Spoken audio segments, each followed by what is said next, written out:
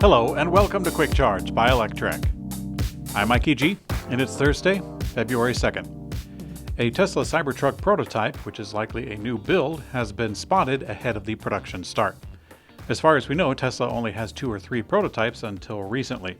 During a conference call following the release of their fourth quarter results, Lars Morave, Vice President of Vehicle Engineering at Tesla, confirmed that Tesla built a fleet of Cybertruck prototypes.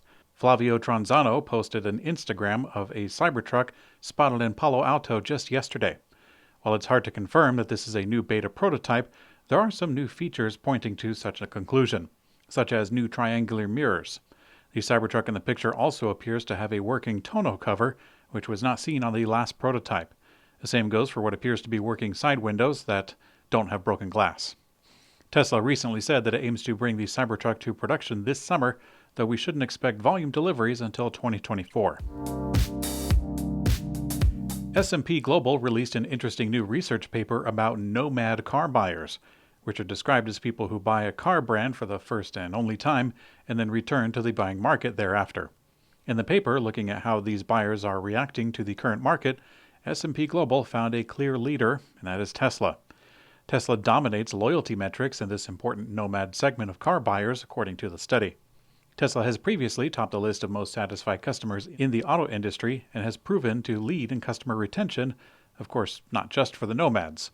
This should be an important concern to other car brands, as the electric revolution is bound to cause brand loyalty casualties, and they always jump ship, don't they? The Tesla Model S has broken the winter range record in a new wide-ranging cold weather range test conducted in Norway.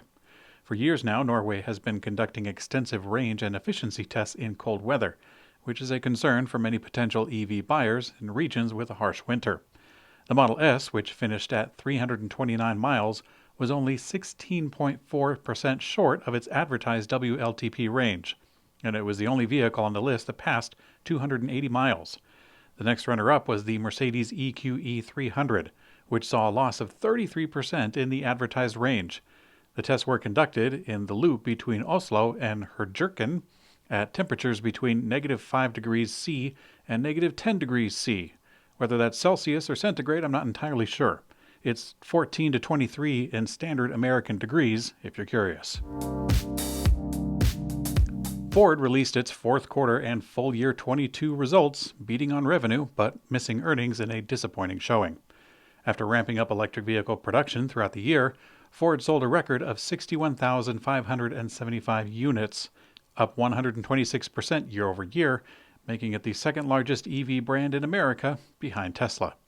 The automaker says that they are organized and will report earnings in 3 business segments, including its EV unit called Ford Model E, and they will give a comprehensive overview of the company's performance. It doesn't appear to be segmented that way with the current report, unless I missed something. An investor conference call is upcoming, and I'm sure we're going to hear more about it at that point. Reuters claims that Volvo is gearing up for a more extensive brand overhaul than previously expected. Volvo has already announced its intentions to only sell electric cars by 2030, phasing out internal combustion engine models, including hybrids.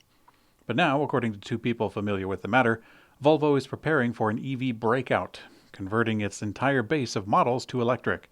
The plans are to convert 3 crossover and SUVs based on Volvo's existing lineup: the XC90, the XC60, the XC40, the S60, and S90. The move comes as Volvo looks to boost sales in Asia, where it believes it has a good chance of gaining market share, according to the sources. Luminar Technologies announced that EV maker Polestar intends to deepen its partnership by implementing a long-range iris lidar into the upcoming Polestar 5. Additionally, the automaker has enabled consumer pre-ordering of the Polestar 3 to add Luminar lidar to the configuration starting today. The Polestar 3 is scheduled to begin deliveries in the fourth quarter of the year after officially debuting last October. It'll be the first SUV from the all-electric brand and its first model built on U.S. soil, although the first deliveries will be coming from China.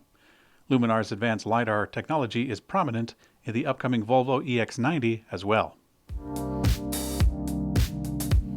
The battery pack of an Audi e-tron has been seen in a video being ejected from a crash. Now, despite what extended family might say around the Thanksgiving dinner table, electric vehicles are starting to become the highest safety-rated vehicles tested in agencies around the world. In this case, caught on camera, a Toyota sedan collided with an Audi e-tron electric SUV at an intersection in Richmond, British Columbia. The battery pack of the electric vehicle was seen being ejected on impact. With the flammable material sent a few meters away from the crash site, rescue workers were able to block off the area and avoid any further injuries. Fortunately, the Audi driver, a 31-year-old man, was not seriously injured in the crash, and the 49-year-old Toyota driver was sent to the hospital with non-life-threatening injuries. Nissan unveiled a physical EV prototype called the Max Out. It's a spacey, wild-looking two-seat convertible with attitude. There isn't a whole lot to say about it, since there's likely nothing on this car that will ever see production. But, no. In today's community comment found on YouTube, Leslie Weir says, "It would be good for Nissan to actually start delivering the Aria, instead of trying to distract with a road rally car." Well, what do you know? It looks like Nissan is at it again with their concept car, jingled like shiny keys while the Aria has yet to be delivered. I actually got to drive the Aria last year in March, and I liked it. It was a perfectly competent electric SUV with a nice interior and flexible enough exterior. You could also read that as being bland. I thought it would be a big seller and convert a lot of people to electric cars, but it needs to be delivered for that to happen. Still waiting.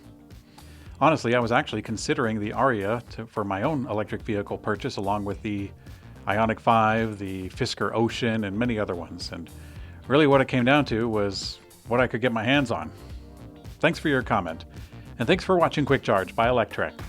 I'm Mikey G, and I hope you have a great day.